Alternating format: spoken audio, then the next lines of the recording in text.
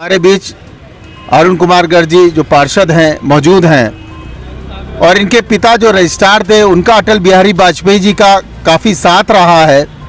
99 साल देश को इनको पूर्व हो चुके हैं। भारत रत्न पूर्व प्रधानमंत्री से अटल बिहारी वाजपेयी जी की जन्म तिथि पर मैं बहुत बहुत स्वागत करता हूँ, शुभकामनाएं देता हूँ।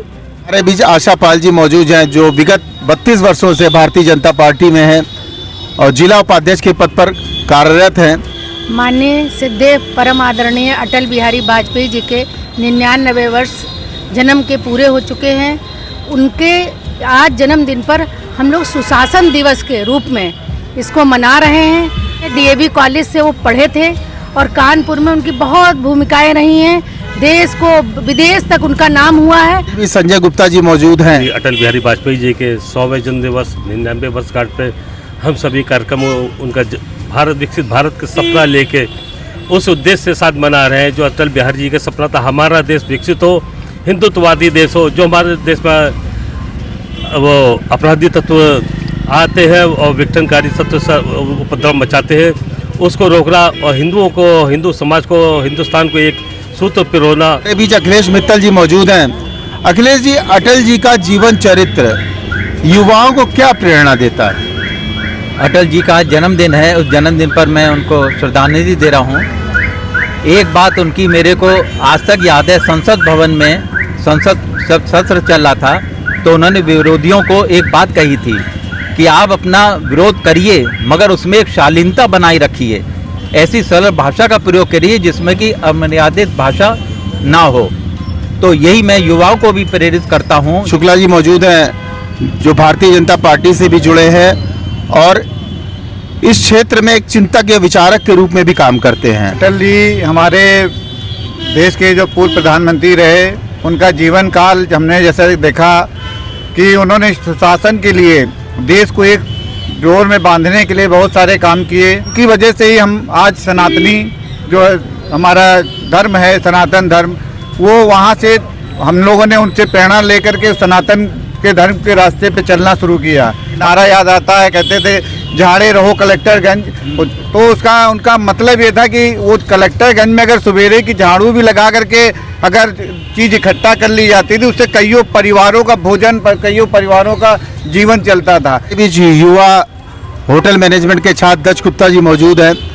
दक्ष, अटल बिहारी वाजपेयी या भारतीय जनता पार्टी के प्रति युवाओं का क्या आकर्षण है? चाहूँगा कि वो हम लोग के लिए, देश के लिए एक मोटिवेशन दिए कि जो पहले के ज़माने के लोगों में अभी तक है और फ्यूचर में बच्चों को जो सिखाया जाएगा उनमें भी रहेगा।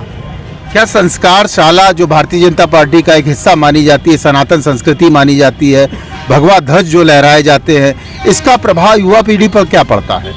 ये है कि युवा को पहले का जो औरंगज़ेब का ज़माना, मुस्लिम का ज़माना सिखाया गया, वो सब तो चला गया, सिखाया गया, लेकिन अब हम लोग का क्या ज़माना था हिंदू राष्ट्र का, वो तो बताना चाहिए कि बच्चों को पता चले क्या था, महाराणा प्रताप कौन थे।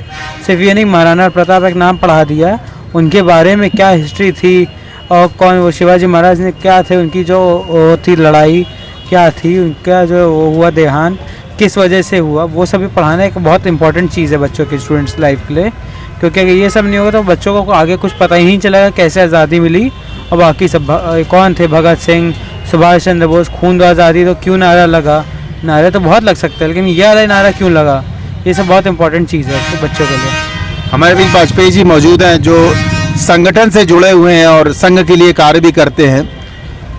बतौर संघ कार्यकर्ता एक अनुभव के दौरान आपने क्या महसूस किया कि अटल जी और वर्तमान में नरेंद्र मोदी के बीच की क्या तारतम्यता है? सबसे बड़ी तारतम्यता की बात करें तो अटल जी हमारे भारतीय राजनीति के अजातशत्रु थे, उनका कोई विरोधी नहीं था। उन्होंने जो राष्ट्र का उनका मेन था समर्पण, पहले राष्ट्र फिर हमारा, हम अपने समाज को देखें फिर अपने घर को देखें। तो मोदी जी ने भी अपना सब कुछ निछावर कर दिया, परिवार छोड़ दिया और वो केवल एक राष्ट्र हित की बात करते हैं कि जनता ने महसूस किया कि ये देश के लिए काम कर रहे हैं, ये समाज के लिए काम कर रहे हैं। इसलिए यही एक ऐसा शख्सियत है जो हमारे भारत को एक उन विश्व गुरु के खिताब तक पहुंचाएंगे। जैसे इजराइल में युद्ध हुआ, वहाँ से हमारे बच्चे निकलने थे, तो एक चीज़ उन्होंने कही, अगर वो भारत का झंडा लेके अगर वो निकल गए तो ना तो यूक्रेन की कोई सैनिक गोली चलाता है और ना आपका रशिया का। भारत की जो उपलब्धि है वो वर्तमान में वैश्विक पटल पे काफ़ी अच्छी हो गई है। हमारा मानना है कि कानपुर से doctor Krishna Mohan Tripathi, bureau chief की रिपोर्ट।